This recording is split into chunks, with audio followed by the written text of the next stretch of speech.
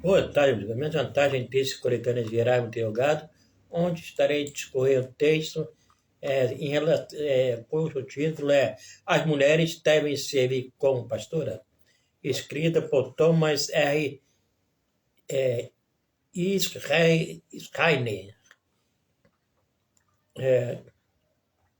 As pessoas ocasionalmente perguntam-me se as mulheres devem servir no ministério. Minha resposta é sempre sim, é claro. Todos os crentes são chamados para servir e ministrar uns aos outros. Entretanto, eu responderia de maneira diferente se a pergunta fosse mais precisamente assim: há ministérios nos quais as mulheres não devem servir. Eu argumentaria que o Novo Testamento claramente ensina que as mulheres não deveriam servir como pastoras, função a qual o Novo Testamento também faz referências, usando as palavras bispos ou anciãos. Fica claro no Novo Testamento que os termos pastor, bispo e ancião referem-se à mesma função. Em Cleófas, Atos dos Apóstolos 20, versículo 17 e 28,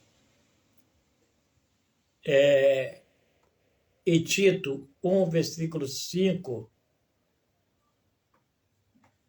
e 7, 1 de Pedro 5, versículos 1 e 2, e no restante deste texto usarei os termos anciãos e pastor, alternadamente para designar essa função.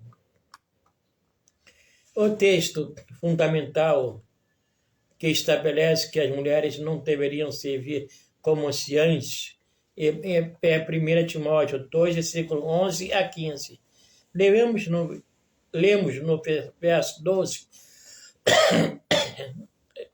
não permito que a mulher ensine nem tenha autoridade sobre o homem. Bíblia NVI.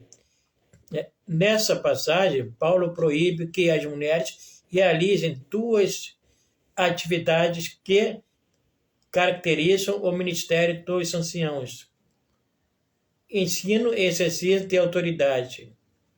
Dentre outras partes, vemos isso nos trechos referentes às qualificações para a função.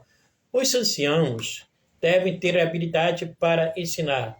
1 Timóteo 3, versículo 2, 5, versículo 17, e Tito, capítulo 1, versículo 9, e Cleófas, em Atos dos Apóstolos, 20, versículo 17 a 34. E para literar a igreja, 1 Timóteo 3, versículo 4 a 5, e 5, versículo 17. As mulheres são proibidas de ensinar aos homens e de exercer a autoridade sobre eles, e, portanto, não devem servir como anciãs. Essa proibição ainda está em vigor. Mas a ordem de que as mulheres não devem ensinar aos homens, nem exercer autoridade sobre eles, foi planejada para estar em vigor hoje. Muitos argumentam que Paulo proibiu as mulheres servirem como anciãs, porque nos dias dele as mulheres não recebiam educação e, portanto, eram desprovidas de habilidade de ensinar bem aos homens. Também existe o argumento de que as mulheres eram responsáveis pelo ensino falso, que estava preocupando a congregação, a qual Paulo escreveu em 1 Timóteo. 1 Timóteo 1, versículo 3 e 6, versículo 3.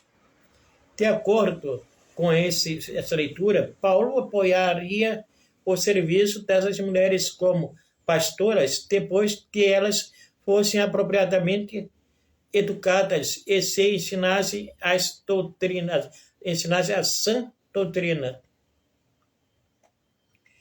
A proibição está fundamentada na criação, não em circunstâncias. Essas tentativas de relativizar a proibição de Paulo deve ser julgada como mal-sucedidas. Teria sido fácil para Paulo escrever: não quero que as mulheres ensinem, nem que exerçam autoridade sobre os homens, porque elas não foram educadas. Ou, não quero que as mulheres ensinem, nem que exerçam autoridade sobre os homens, porque estão espalhando esse ensino falso. Contudo, qual a razão Paulo realmente apresenta para a sua ordem no verso 12? A base lógica dele para tal ordem vem no verso seguinte: porque primeiro foi formado Adão, depois Eva. Versículo 13.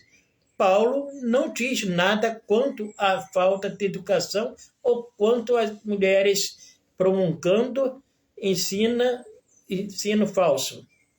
Em vez disso, ele refere-se à falha, à ordem criada, à boa e perfeita intenção de Deus, quando formou os seres humanos. É necessário cuidar para que a referência à criação indique que a ordem de as mulheres não ensinarem nem exercerem autoridade sobre os homens. Ao dar essa ordem, Paulo não remonta à criação caída, às consequências sofridas pela vida humana, como um resultado do pecado. Mas, propriamente falando, ele fundamenta a proibição em toda a boa criação que existiu antes de o pecado entrar no mundo. O motivo principal pelo qual as mulheres não deveriam servir como pastoras é comunicado aqui e assim.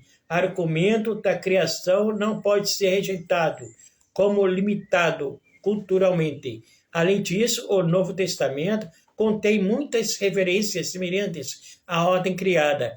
Por exemplo, o homossexualismo não está em harmonia com a vontade de Deus, porque é contrário à natureza. Em Romanos 1, versículo 26. Ou seja, ele viola o que Deus pretendia quando fez seres humanos, como homens e mulheres, em Gênesis 1, versículo 26 e 27. Semelhantemente, Jesus ensina que o divórcio não é o ideal divino, desde que na criação Deus fez um homem e uma mulher, significando que um homem deveria casar-se com uma mulher, até que a morte os separe. Em Mateus 19, versículo 3 a 12, assim também toda comida deve ser recebida com gratidão, desde que é um dom da mão criadora de Deus. 1 Timóteo 4, versículo 3 a 5. Em 1 Timóteo 2, versículo 11 a 15, Paulo especificamente fundamenta a sua proibição de mulheres ensinando e exercendo autoridade na ordem da criação, isto é, que Adão foi criado primeiro e depois Eva. Em Gênesis 2, versículo 4 a 25, a narrativa em Gênesis é construída cuidadosamente e Paulo, sob a inspiração do Espírito Santo,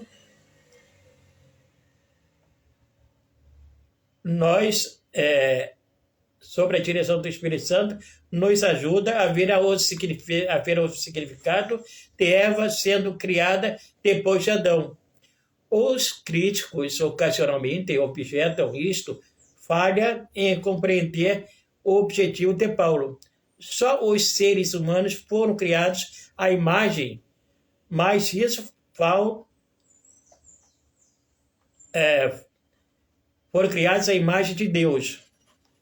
Em Gênesis 1, versículo 26 e 27. E, portanto, o apóstolo comunicar o sentido de Deus criar o homem antes de criar a mulher. Isto é que o homem tem a responsabilidade de liderar.